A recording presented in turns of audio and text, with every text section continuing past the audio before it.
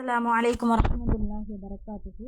மன்னரை வாழ்க்கை, கபருடைய வாழ்க்கை அப்படின்னா என்ன அப்படின்னு பார்த்தோம்னா, மனிதர்கள் மரணிச்சதிலிருந்து மீண்டும் உயிர் கொடுத்து எழுப்பப்படுவதற்கு மத்தியில் உள்ள அந்த காலகட்டம் தான் மன்னரை வாழ்க்கை.